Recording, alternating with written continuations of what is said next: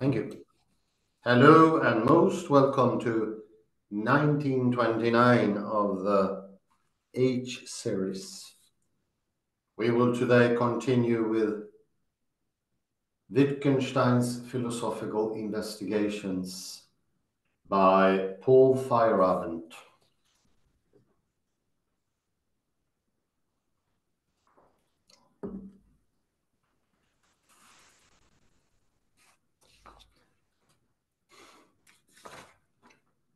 Last time in 1926, we talked about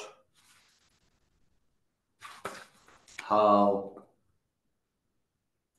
the work of the philosopher is to leave everything as it is, not to interfere, make explanations, or creating new, unconnected language games. Instead, the person needs to be deeply involved in what's happening. We ought to have said, this language game is played. Look at the language game as a primary thing. So the rules are, if you like, on the implicit level. Nothing that you can explain, or what Francis Wiley called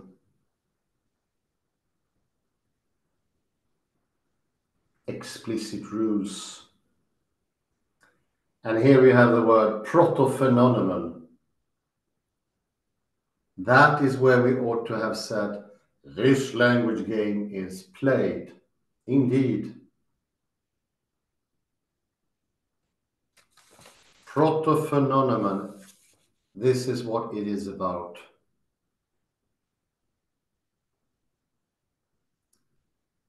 And language games that goes on the outside, they do not really work. They do not do the trick.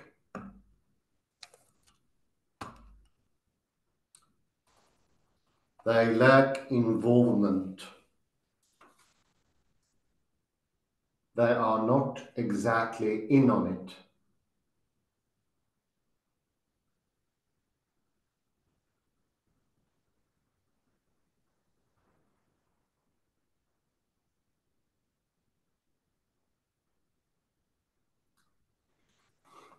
Nothing is concealed. And concealed was the last word of the previous take.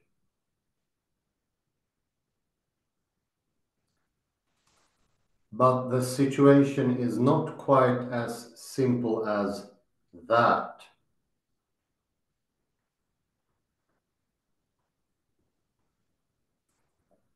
For there are philosophical systems, philosophical theories, and it needs to be explained how it is that they come into existence if nothing is concealed.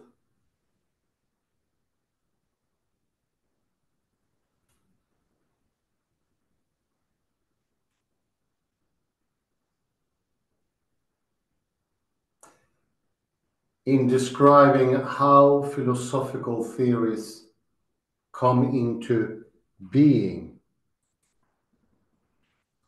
Wittgenstein refers to the fact that we do not command a clear view of the use of our words.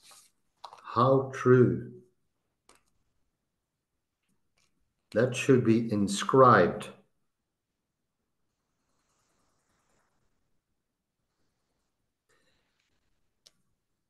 Given the answer that nothing is concealed, one would like to retort, yes, but it all goes by so quick. Indeed. And I should like to see it as it were laid open to view.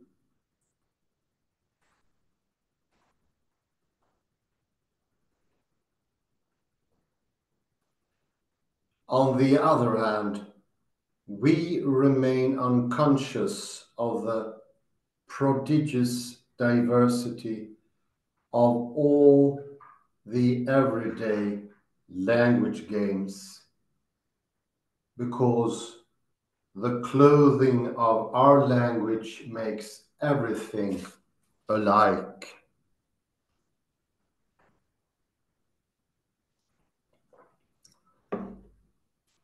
The clothing makes everything alike. Alike.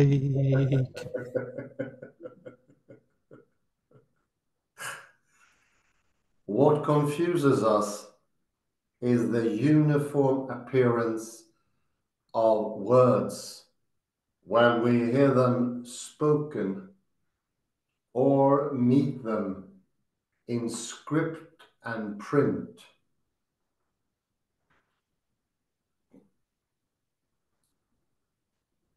For their application is not presented to us so clearly.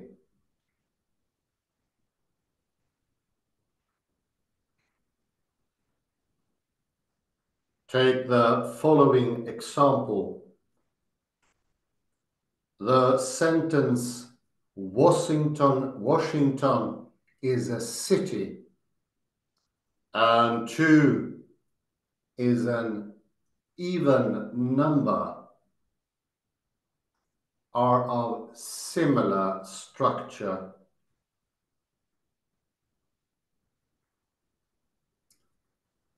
This suggests that just as in the first case, Washington is the name of a real thing.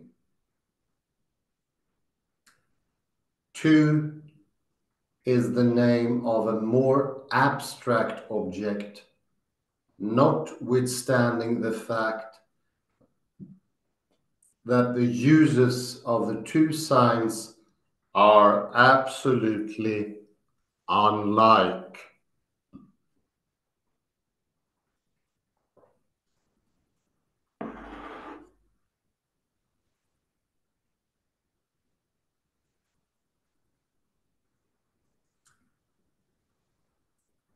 In the use of words, one might distinguish surface grammar from depth grammar. What immediately impresses itself upon us about the use of a word is the way it is used in the construction of a sentence. The part of its use, one might say, that can be taken in by the ear. Yeah. The ear. The ear. And now compare the depth grammar, say, of the word to mean with what the surface grammar would lead us to suspect.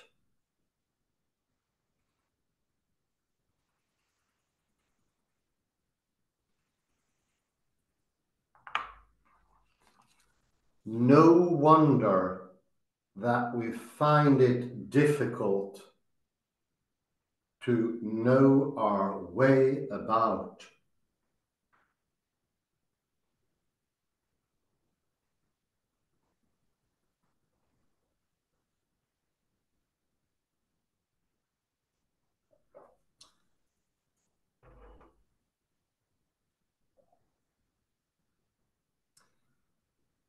This difficulty is the reason why we resort to philosophical theories.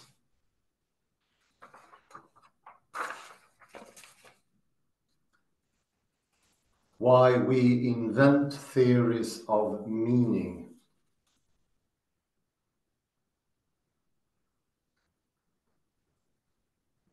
And why we try to conceive an ideal form behind the complexities of our language game.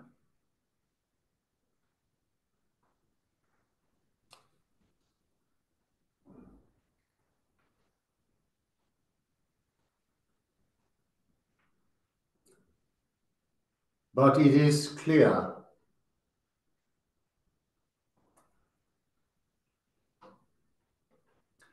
that every sentence in our language is in order as it is. Is. Yes, indeed. Indeed. That is to say, we are not striving after an ideal, as if our ordinary vague sentences had not yet got a quite unexceptionable sense.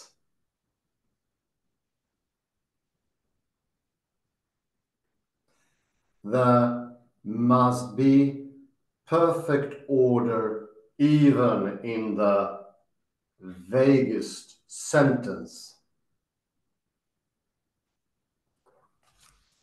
Indeed.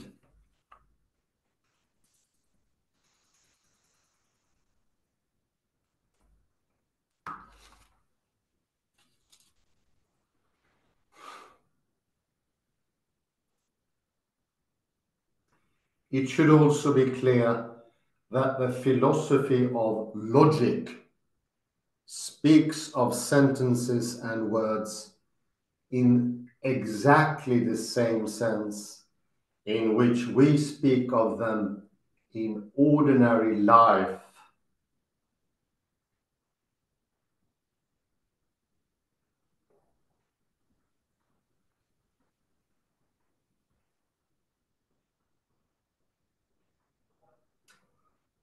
When we say, for instance, here is a Chinese sentence. Chinese. Wow, wow, wow. Chinese sentence. Or no, that only looks like writing. It is actually just an ornament and so on.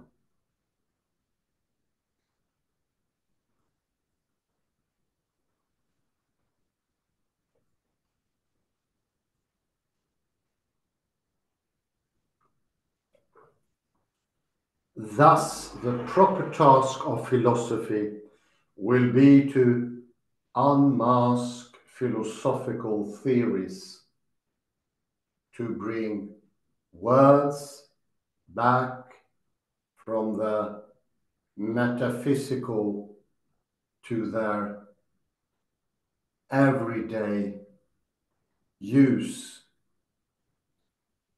to destroy the houses of cards and to clear up the ground of language on which they stand. Indeed. House of Cards. Cards. And philosophy becomes a battle against the bewitchment of our intelligence by means of language.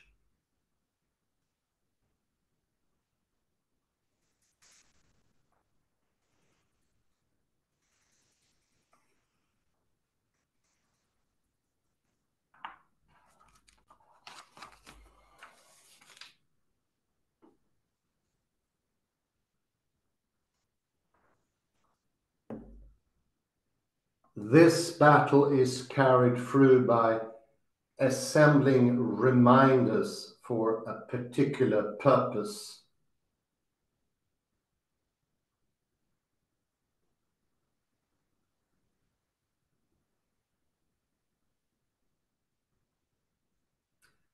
For the purpose of seeing connections and different therapies, not a philosophical method, are used to finish it victoriously. Victoriously. Victory. Sweet victory.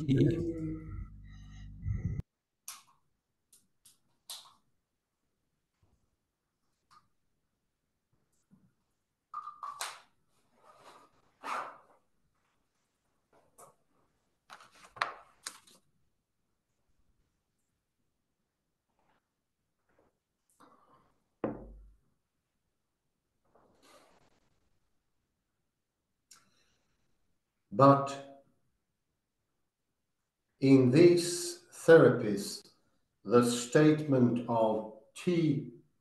Wittgenstein, or rather of the several corollaries of T. Wittgenstein, which have been mentioned so far, plays the most important part. Part. Art. Art. Art. Art. Art. So far, we have interpreted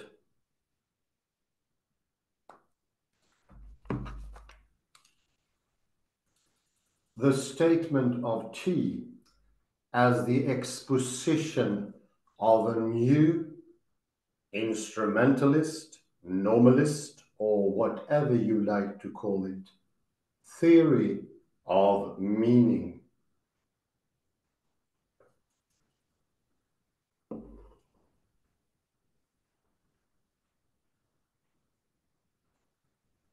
This interpretation is not unreasonable in itself, and taken as such, it is a very interesting contribution to traditional philosophy.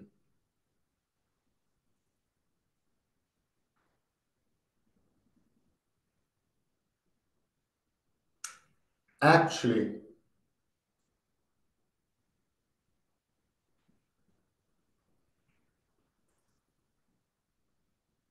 I think that everything that is interesting in the book attaches to the treatment of T.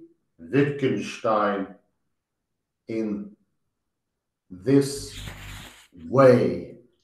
Hey. This way. My way. I did it my way. Yes. Frank Sinatra, good old Frank.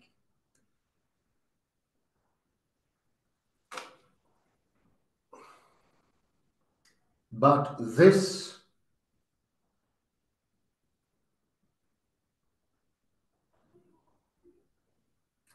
interpretation would go against the way in which his book is meant to be used by Wittgenstein.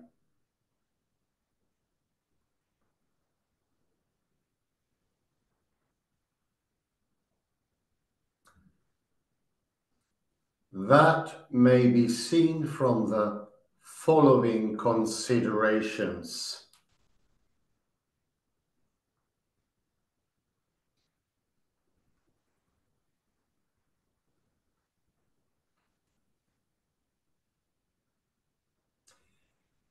In section 4, the idea was criticized that reading is a mental process.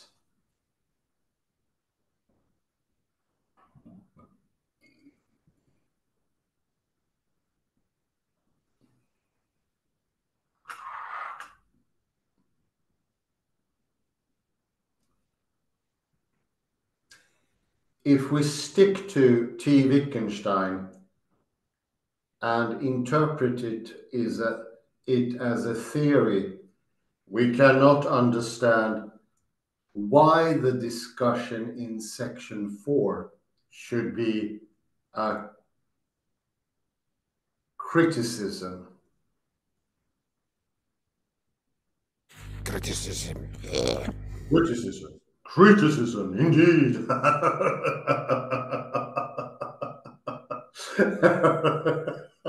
Ouch, ouch, criticism. for, for we could argue in the following way. Wittgenstein says that the meaning of a word becomes clear from the way in which it is used within a specific language game.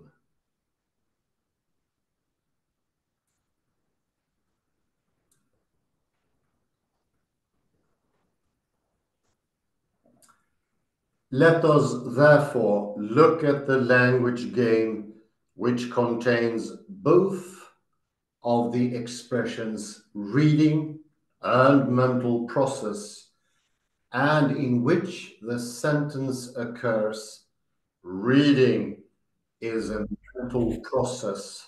Reading is a mental process. Indeed, yes.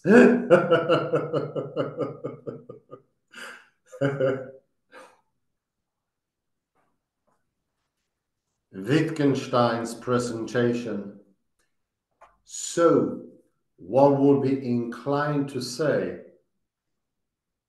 is a description of certain features of this language game and includes, of course, the remark that mental process as used in this language game has nothing whatever to do with toothaches. Ouch, ouch, ouch. Toothaches. Toothaches. Ui, ui, ui, ui.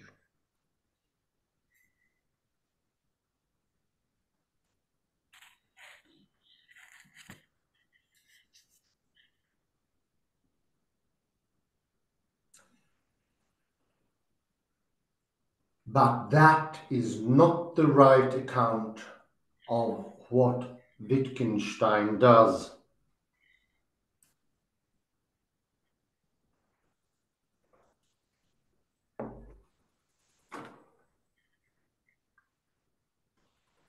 Wittgenstein does criticize. Ouch, ouch. Criticize. Criticize. Yabba, yabba, yabba.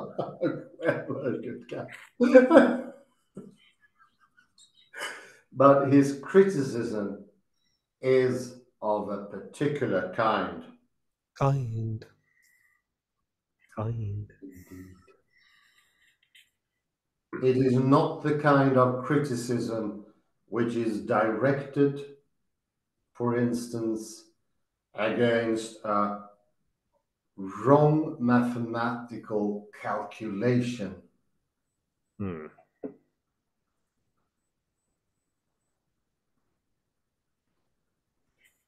In the latter case, the result of the criticism is that a certain sentence is replaced by its negation or by a different sentence.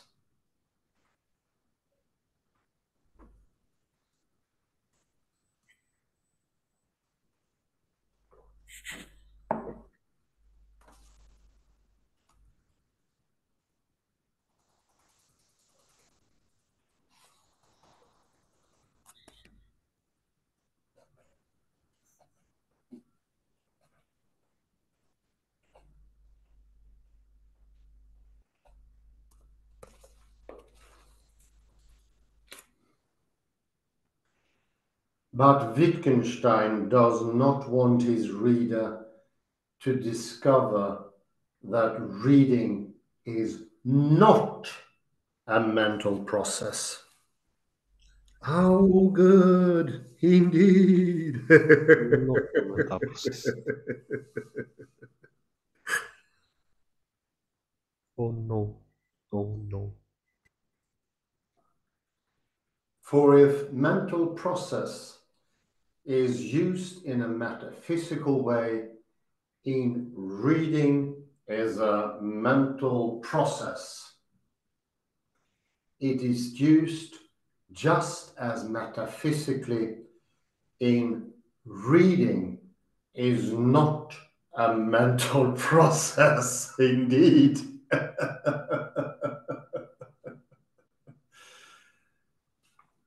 You'd be darned if you don't, and you'd be damned if you do. For him, the results of philosophy are the uncovering of one or another piece of plain nonsense.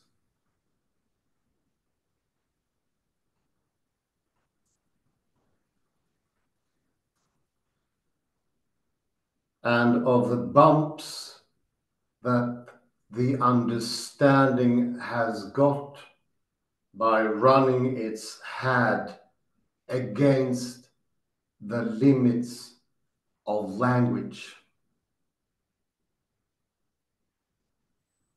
And his aim is to teach you to pass from a piece of disguised nonsense to something that is patent nonsense. To teach you to pass from a piece of disguised nonsense to something that is patent nonsense. Patent nonsense.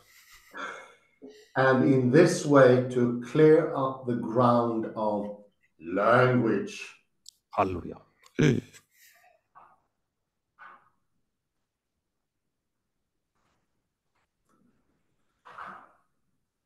But that can only mean that the philosophical problems should completely disappear.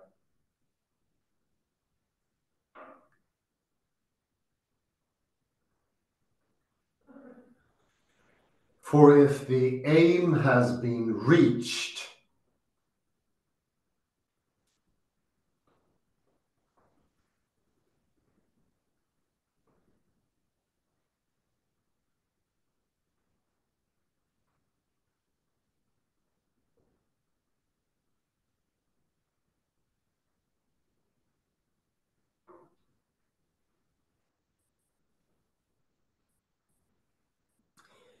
everything lies open to view, and there's nothing to explain.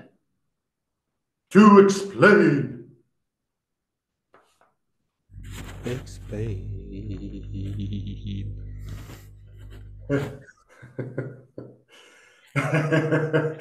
This implies that the formulation of T. Wittgenstein, as used within the critical procedure, cannot be interpreted as a new theory of meaning,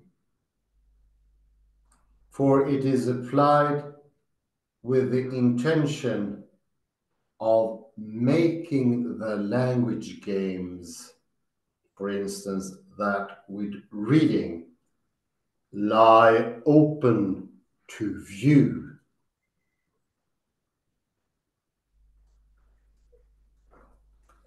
That is, lead to a situation where language games are simply played without any question arising as to how it is that words become meaningful as a part of a certain language game, etc.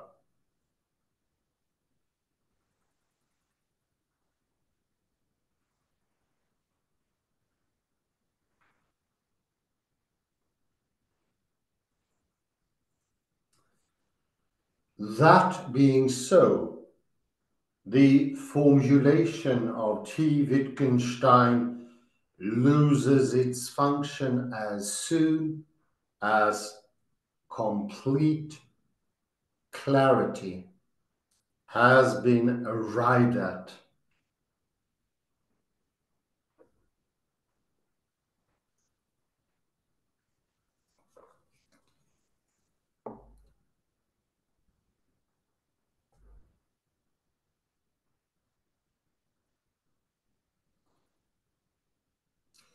But without a function, the signs which are part of the formulation of T. Wittgenstein are without meaning.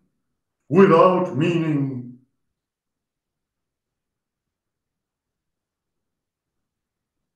Meaning.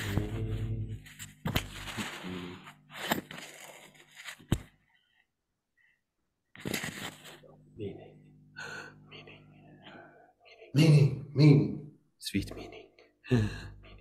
Thus, one could say of the sentences which are part of T. Wittgenstein,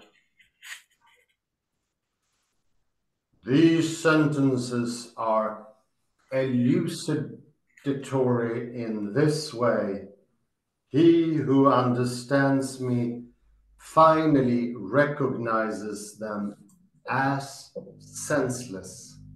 Senseless. Senseless. Senseless. Senseless.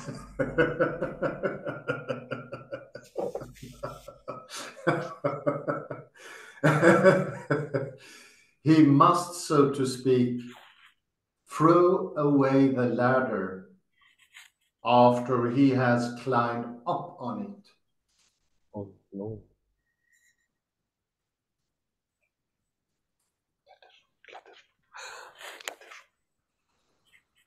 Ladder.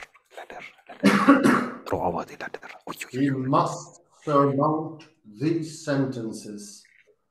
Then he sees the world rightly. Rightly. Rightly. And seeing the world rightly means playing the language games without being troubled by philosophical questions or by philosophical problems. So we will have to make this a shorter A side. Tomorrow we will have more time. I will go to the doctor today. Problems. Okay. Problems being the last one on page 480.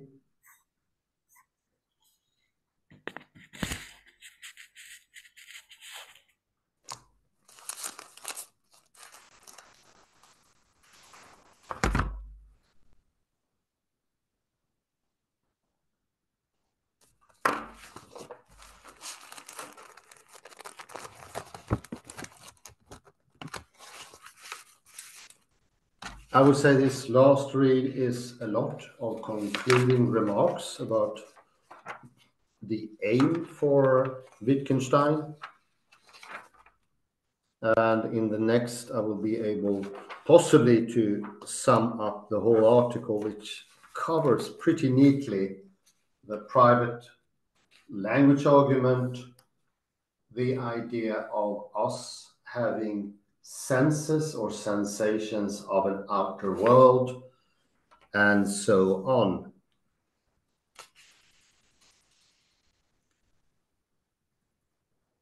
One important thing is described in the third paragraph of 478.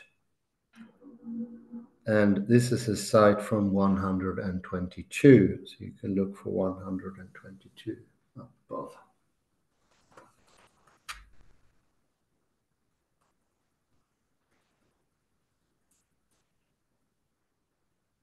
We do not command a clear view of the use of our words. We do not have that command. Language, and I can agree on that as a linguist, is incredibly complex. And the very idea that we should have some sort of command of it or explicitly be able to say how we use language is nonsensical. But still we do it. And these are one of the things that Wittgenstein is pointing out. And he's pointing out one of the few things that we can note. And I'd sum that up as there wouldn't be any sense for words to come into existence if they started with an ostensive definition, or if a definition in words would be the starting point. Especially not in the proto-phenomena. In the proto, nothing is established explicitly. Proto-language, proto-words, I like that. This is the depth, this is the rich soil in which language grows. A fertilized, rich soil that we have no understanding of whatsoever. In the depth of the proto-phenomena. Very good. Like that word.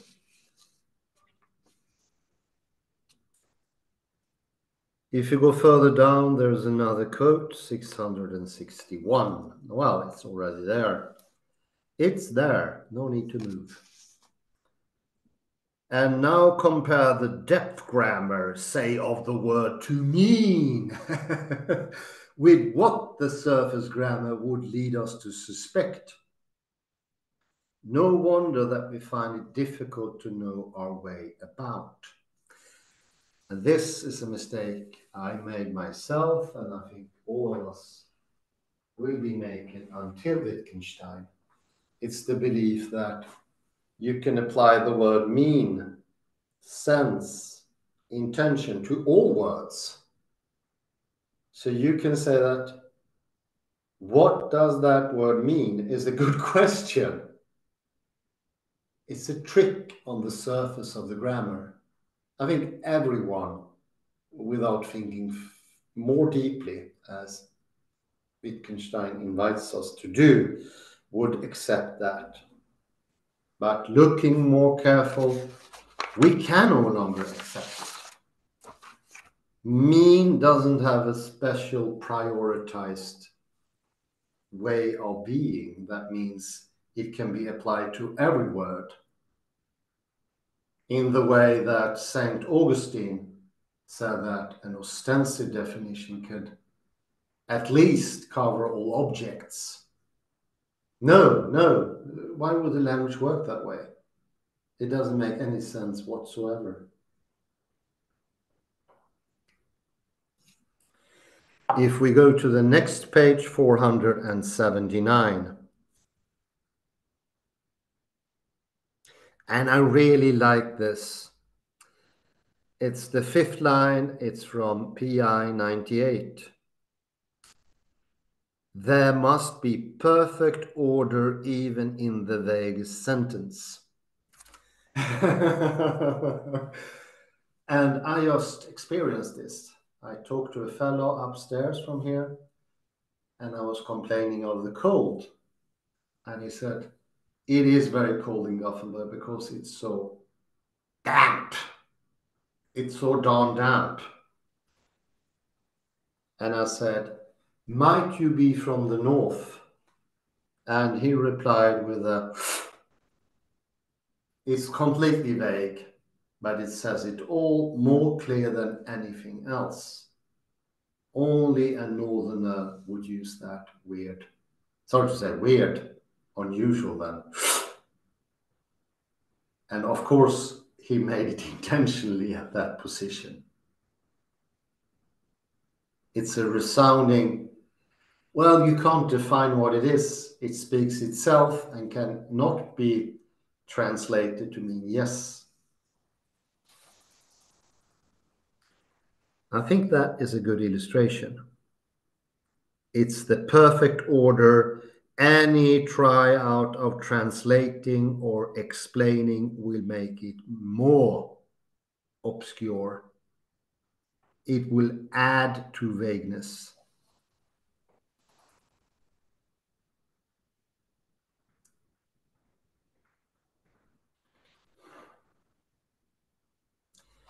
And further down, well, this one you heard before, 109, what I'm referring to now are the paragraphs of PI. And philosophy becomes a battle against the bewitchment of our intelligence by means of language.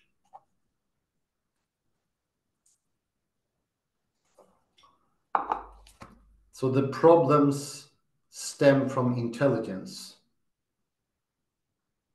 That is where it starts.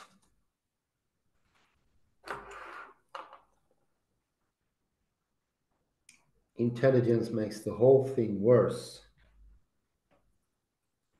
This makes us put our feet down too deep into the wormhole of misunderstanding. It captures us, and we start to intellectualize. We lose our battling ground, and we start like René Descartes making sharp divisions where there can be none.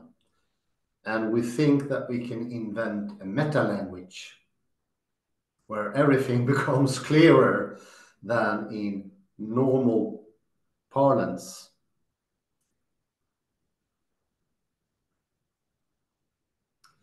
That doesn't make sense anymore to me. I hope it doesn't for you either. The reason is, how would language develop if it was so vague? And how could it work so fantastic if it's vague? To write books, enjoy theaters, novels, lyrics for music, talking, saying, and so on and so on. If we go to 480, we come to the best point.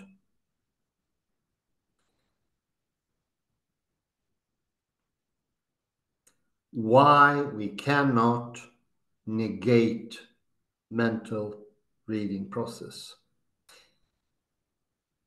It's the fourth line. It is not like arguing against a wrong mathematical calculation. In the latter case, the result of the criticism is that a certain sentence is replaced by its negation or by a different sentence.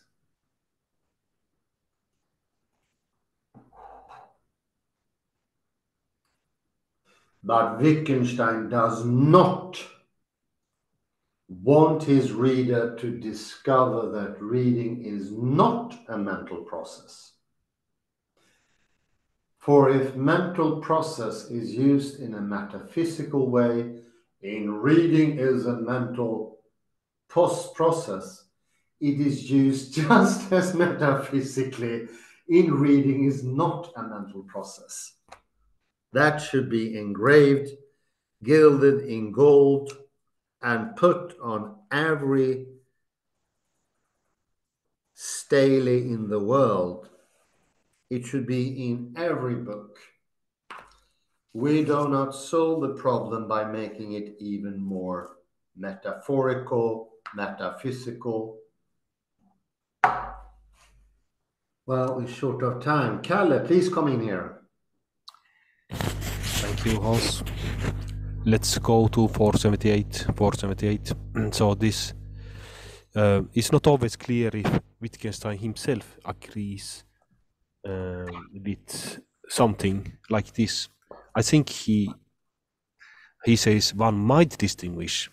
No wonder that we find it difficult to know what about. So probably he's criticizing this point of view. I think this is the common view of understanding language. And in this common view, you say that you have the ear, and the thing that you hear with the ear is the surface. Oh yeah.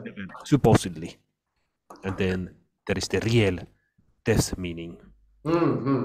And this, indeed, you find this in scholarly books, for instance, about the New Testament. The ear, you cannot trust the ear. Ear is always there to make mistakes, because you have these kind mishearings, so forth, that create only problems. But you are supposedly this meaning. And I think that Wittgenstein criticizes this point of view, even though it's not 100% clear that is. No. I agree with you. It's a very difficult sentence, and when he says the ear, he means it in a very, very special sense. In what sense do you mean he takes it? Not the idea that you listen to someone.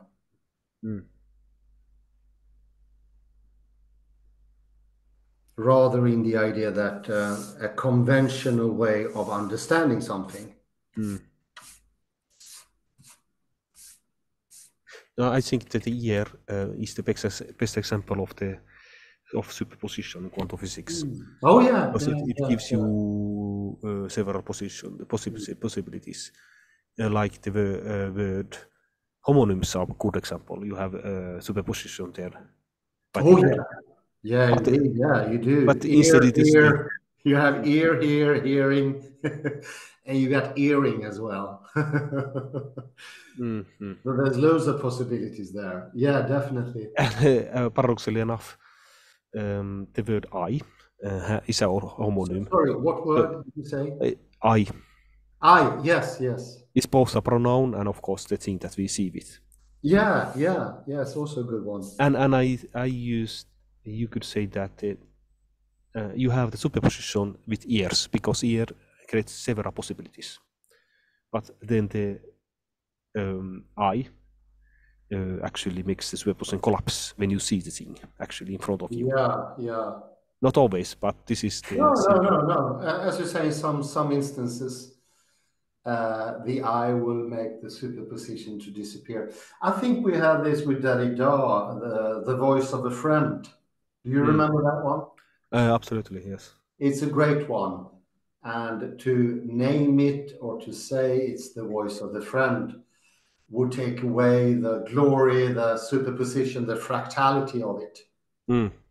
I think that is, you're on the right track there. I think that's what Wittgenstein is pointing to. He doesn't choose in the either or. And let me only mention one last thing. This is the classic. Let me see.